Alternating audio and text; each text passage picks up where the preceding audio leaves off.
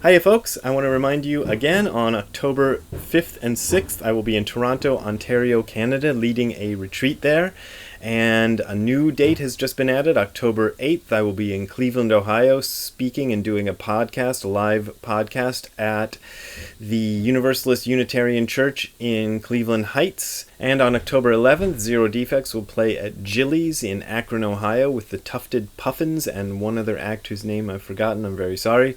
On October 12th, the following day, which is Saturday, I will be speaking at 11 a.m. in the morning at the Highland Square branch of the Akron Public Library. And the Angel City Zen Center in Los Angeles, California is another place where you can see me very often. Check their schedule, aczc.org, for information about that.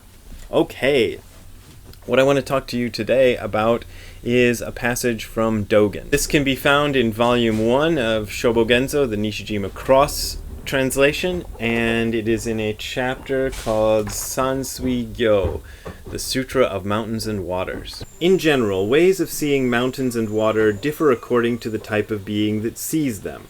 There are beings which see what we call water as a string of pearls. Those are the so-called heavenly beings.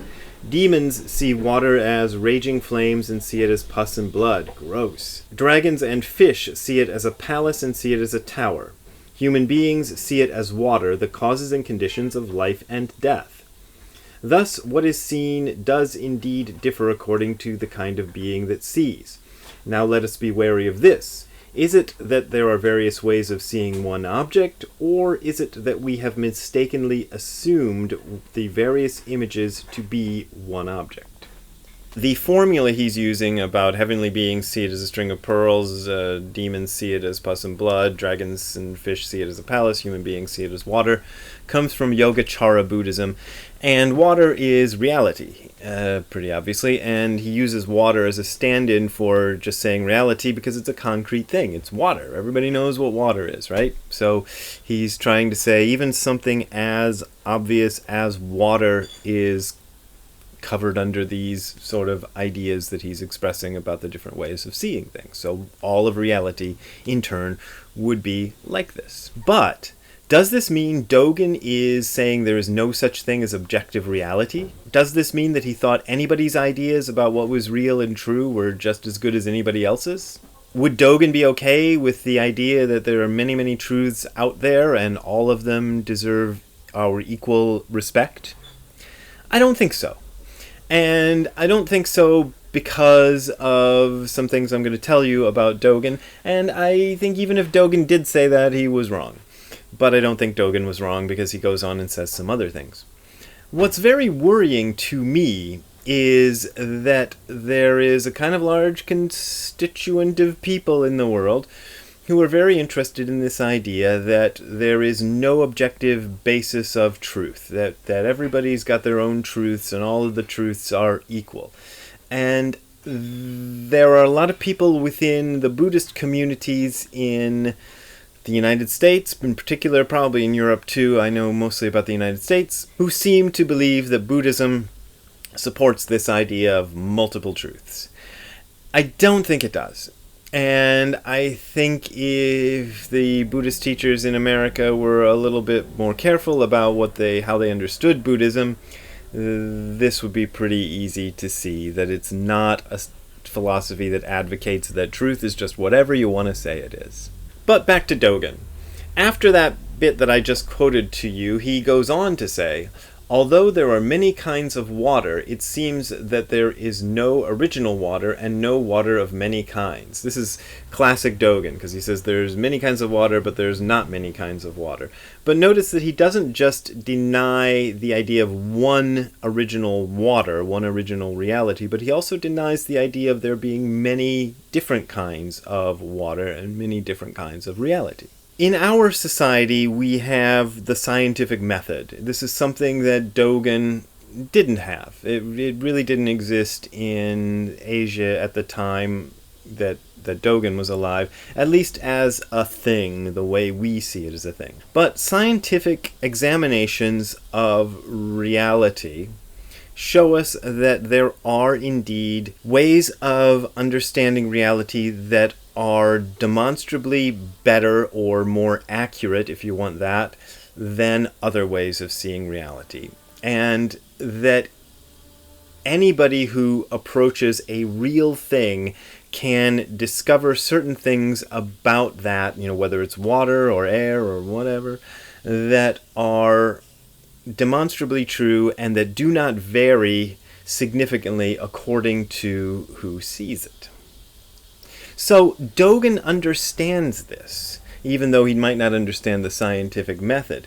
And what he's doing is playing with our very core conceptions of reality itself. But he is not saying that anybody's way of understanding reality is just as good as anybody else's. Dogen is a big fan of rationality. In that same essay, Sansui Gyo, Mountains and Waters Sutra, he says this: "If ultimately there is no rational understanding, the reasoning which those who say that the truth is beyond rationality have set forth also cannot hit the target." This is really important. He's talking in this passage about people who see the koans as irrational stories meant to knock you out of rationality into a higher level of reality perception or something. And he's saying that no, the koan stories are actually rational, and that Buddhism is based on rationality and logic, which it is. It's based on rationality, logic. It's based on doing things and seeing how they work and doing them over again and refining them over time. It's really pretty scientific, although I'm always reluctant to go there as saying it's scientific because so many culty religions like to brand themselves as science. But I think the same sort of rational thinking goes into Buddhism, Buddhist practice and Buddhist study as goes into any other sort of rational, scientifically based sort of study. He also says this: "The Buddha says all dharmas are ultimately liberated. They are without an abode." So that would sort of make you think dharmas being truth. All truth is liberated and without an abode, which might make you think you can make any sort of truth claim that you want and it'll be equally true according to the Buddhists. But then he doesn't let you go there because he says, "Remember, although they are in the state of liberation without any bonds, all dharmas are abiding in place." So he's pointing out something that I think to his audience would be painfully obvious, and that is that there is a real reality out there. Whether that reality is exactly what we conceive of it as is a philosophical question that Buddhists like to ponder. But we're not pondering the idea of whether it's out there or not. It's out there, but we just don't understand what it is. And even saying it's out there might be a little bit of a wrong way of conceiving it, but there is a reality. And my favorite story that kind of wraps all this up or sums up the Buddhist idea about it is Gensa, who is a monk, and he shows up in a lot of the koans, but in this point in this koan, he's still a student of a guy named Seppo Gisan. So Gensa is like a lot of monks. He gets a little frustrated with things, and he's young, and he wants to go off and study with another teacher, like Seppo Gisan isn't doing it for him, so he packs up his stuff and he starts walking out the temple.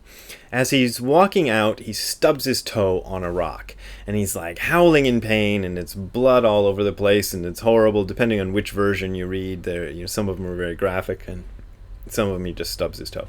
But the point of the story is that he starts thinking, I have heard that the physical body is an illusion. Where does this pain come from? And that is the trigger that gets him out of his headspace and into the reality that Buddhism is talking about. So he talks to his teacher, Seppo Gisan, about this, and Seppo asks him, what's the deal? What's going on? And Gensa says, I just cannot be deceived.